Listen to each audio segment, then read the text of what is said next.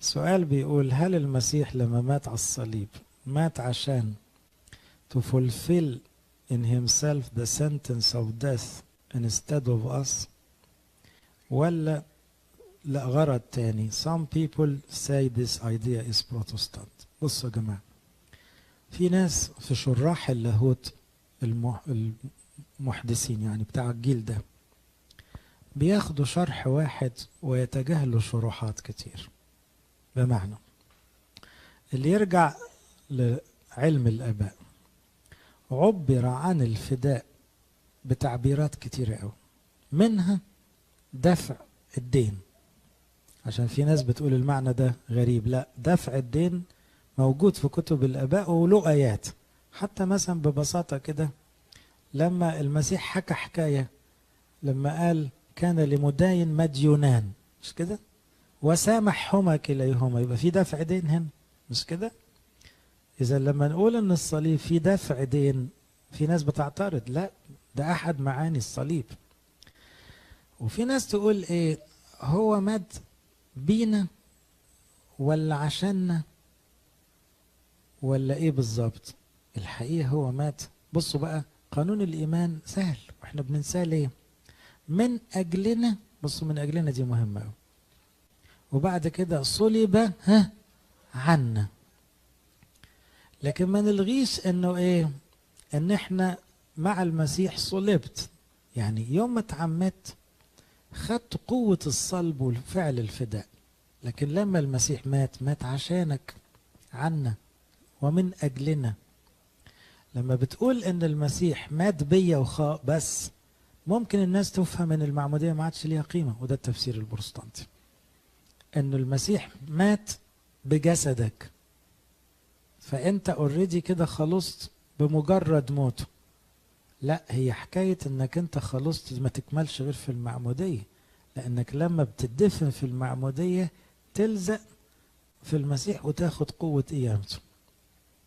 مهم يعني ان اللاهوتيين الاباء بتوع زمان عبروا عن الفداء بتعبيرات كتير قوي، وكان في محاضرة بس حسيتها صعبة شوية فما رضيتش اقولها. يعني مثلا rescue، redeem، to save، to free، to pay the debt، كل دي تعبيرات كتابية. يعني يخلص، يعتق، يحرر، يفدي، يكفر، دي تعبيرات كتابية. يدفع الدين، كل ده بيقول نفس الفكرة، ان المسيح مات على الصليب عشان يدخلنا السماء. في واحد يمسك واحدة من دول ويقول هي دي بس صح الباقي غلط. طب ليه حبيبي؟ ما الانجيل هيغلط؟ يبقى في اوجه لشرح الصليب. عارفين زي ايه؟ زي حتى في التجسد. التجسد له افعال كتيرة. مثلا يقول اتى او جاء، في تعبير تاني اسمه اشرق، في حل بيننا، في ظهر. كل دي تعبيرات عن التجسد، ولا واحد فيهم غلط، لكن كلهم بيشرحوا حقيقة عظيمة جدا. الله ظهر في الجسد، ربنا جه الدنيا. هتلاقي لها أكتر من فيرب بيعبر عنها. كذلك الكفارة، عمل المسيح على الصليب له أكتر من فيرب يعبر عنه، لأن احنا فعلا كنا مديونين للعدل الإلهي، بنقولها في الاسم كده. فدفع الدين ده فكر كتابي وفكر أبائي. الكفارة دي كلمة جاية في رومية 3. العتق موجودة، التحرير ده موجودة. فإذا المشكلة ان بعض اللاهوتين يعترضوا على غيرهم لانه ايه، متشبث بوجه من اوجه الفداء، فيقول لا، الفداء يكمن في انه اخذ الذي لنا واعطانا الذي له.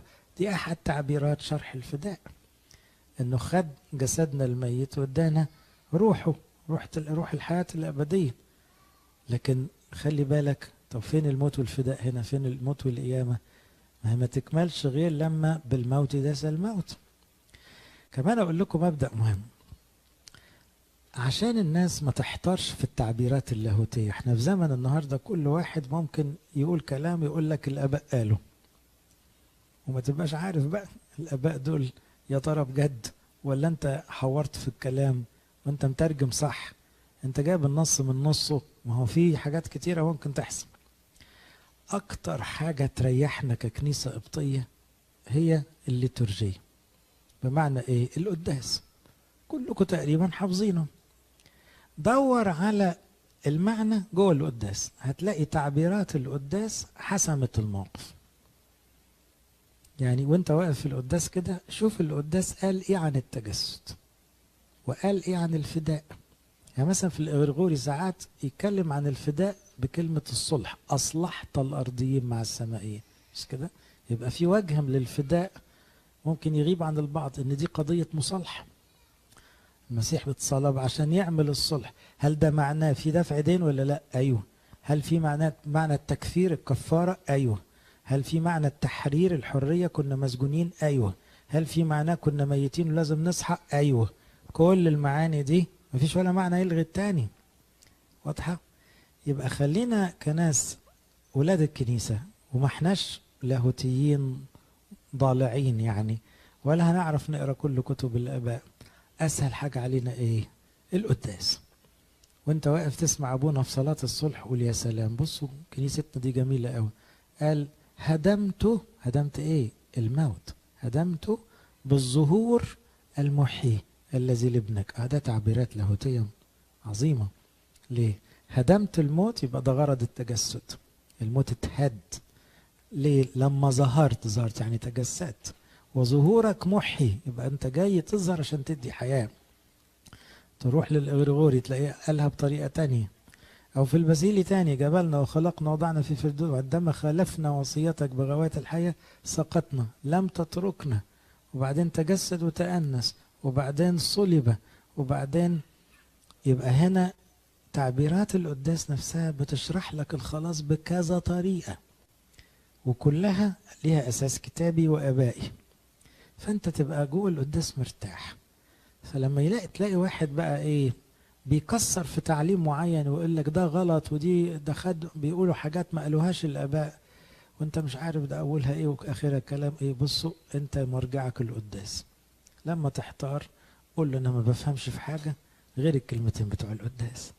احنا أولاد القداس وحافظينه وشبعانين بكلامه، وكلامه ما بيطلعش من دماغنا. يمكن حافظينه أكتر من الآيات لأن بنصليه أكتر من يمكن ما بنقرأ الإنجيل. طب وماله؟ لأن القداس عبر عن الفكر اللاهوتي بدقة وبساطة. فعشان كده الشخص الليتورجي اللي متربي على القداسات صعب يتلخبط، صعب يتضل. لأنك هيجي يقولوا لك مثلا احنا ما خلفناش الوصية، ده آدم اللي خلف. أقول لهم بقالي عمري ده كله بقول ورا ابونا في القداس الباسيلي وعندما خالفنا وصيتك. تقول لي آدم ما أنا مالي بيه. طب ما بازيليوس بيقول بلساني بقالي 16 قرن عندما خالفنا وصيتك. مين اللي خالف؟ كلنا كبشر. فهمتوا الفكرة؟ يبقى لما يطلع حد يفلسفها زيادة ويقول لك آدم ده ملناش دعوة بيه، انت بتقول كلام مش آبائي ولا كتابي ولا كنسي. لا خطر، انت بتعلم تعليم خاص. ده كلام مش لاهوتي. لأن احنا في القداس بنقول خالفنا. لما يطلع واحد يقول لك مفيش حاجة اسمها عقوبة. عقوبة؟ ازاي مفيش حاجة اسمها عقوبة؟ مش انت بتقول في القداس الإغريغوري حولت لي الايه؟ العقوبة خلاصا. وفي الباسيلي تقول سقطنا ونفينا. ايه هو اللي مفيش حاجة اسمها عقوبة؟ هنقول كلام بس شيك كده وخلاص نعجب الناس؟ مش نقول الكلام اللي احنا بنقوله بقالنا 2000 سنة وبنصلي. فاحذروا من الطيارات اللي هي ايه تدعي انها تنتسب للآباء، واول ما حد يقول الآباء تلاقي الناس كده خافت وسكتت وكشت. يعني ما كلام مش هنفهمه يعني. الحقيقة الموضوع لا، احنا كلنا آبائيين. ليه؟ احنا حافظين باسيليوس بتاع القداس وحافظين غريغوريوس بتاع القداس. فانت برضو آبائي يعني، لانك وحافظ جوه التسبيحة دي كلها كتبوها آباء كنيسة. فانت ما تتهزش. انت صحيح ما انتش مذاكر ولا معاك شهادات قوي، ما هو برضو البلد بقت بتاعت شهادات شوية الحكاية الفترة دي. لكن انت في الاخر دي ابديتك، ده خلاص نفسك. ربنا يحمينا من الطيارات الغريبة ويرجعنا في سلام التعليم.